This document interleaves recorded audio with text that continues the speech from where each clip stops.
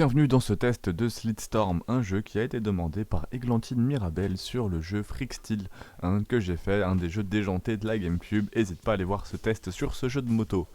Et faut croire qu'elle aimait bien les jeux de course, ou qu'il aimait bien les jeux de course, parce que il a voulu voir ce jeu de course sorti en 99, quoique Églantine Mirabel c'est plutôt féminin, mais ça peut être un enfant aussi derrière un compte, quoique un jeu sorti en 99, ça m'étonnerait que ça soit un enfant qui demande ce jeu. Enfin bref, peu importe qui t'es, merci à toi, le A en plus m'en a parlé aussi, donc derrière ce nom un peu oublié se cache peut-être une pépite, c'est un jeu de course sorti en 99 sur PS1, c'est clairement pas le plus connu de la console. Bienvenue dans ce test de Slitstorm. Slitstorm, c'est simple, des courses des motoneiges version arcade. Tu prends une motoneige, tu descends des pistes enneigées à toute vitesse et tu dois arriver premier. Évidemment, on est sur de l'arcade pure. Boost, raccourci, saut, collision, tout est fait pour aller vite et pour s'éclater. Le gameplay, simple mais diablement efficace. Le gameplay est ultra accessible. Accélérer, freiner, tourner, rien de compliqué. Mais ce qui rend le jeu fun, c'est ce feeling de vitesse. Les pistes sont rapides, chaotiques, demandent un minimum de maîtrise, et surtout, il y a des raccourcis vraiment partout. Donc tu connais bien les circuits, tu peux clairement faire la différence. Le level design, c'est le vrai point fort du jeu.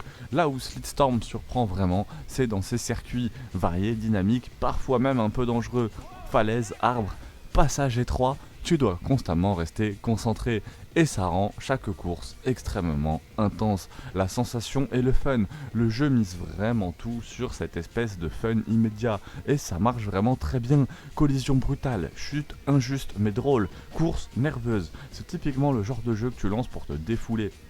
Ces graphismes, cette ambiance, on est sur de la PS1, forcément c'est un peu daté, texture floue, modèle très simple, mais pour l'époque c'était plus que correct, et surtout ça reste très lisible. L'ambiance neige, montagne est extrêmement bien rendue, la bande son très arcade, un peu rock, un peu énergique, colle très bien au rythme du jeu, mais évidemment le jeu a ses limites, un contenu limité, peu de modes de jeu, physique souvent approximative, et il peut devenir répétitif. Clairement, c'est pas un jeu qui va te tenir des dizaines et des dizaines d'heures.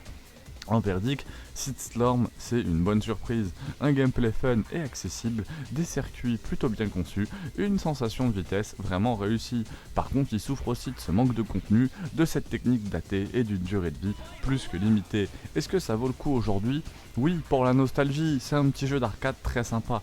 Ne t'attends pas à un grand classique. Au final, Slitstorm, c'est un jeu fun, rapide, efficace, mais qui reste assez limité. Après, des jeux spécialisés dans de la motoneige, je pense qu'il n'y en a pas eu des masses, et juste pour ça, il mérite d'être cité aujourd'hui. Je pense que ça pourrait être très sympa d'intégrer, je sais pas s'ils l'ont mis dans ce type de la motoneige, mais étant donné que ce type c'est vraiment le jeu de glissade et de glisse, je pense un peu actuel. Ça pourrait être sympa d'intégrer de la motoneige dans un jeu comme ce type. Moi, à chaque fois que je vois de la motoneige, ça me fait penser de toute façon aux premières missions de Modern Warfare 2. Vous vous en rappelez, cette course en motoneige était juste épique, c'était juste d'anthologique. Donc voilà, d'ailleurs peut-être faire un test sur Modern Warfare 2, tel Call of Duty vraiment de notre époque. N'hésite pas à mettre le prochain jeu que tu voudrais voir sur la chaîne en test, on commence à avoir fait le tour de beaucoup de jeux. Abonne-toi, pouce bleu et à très vite.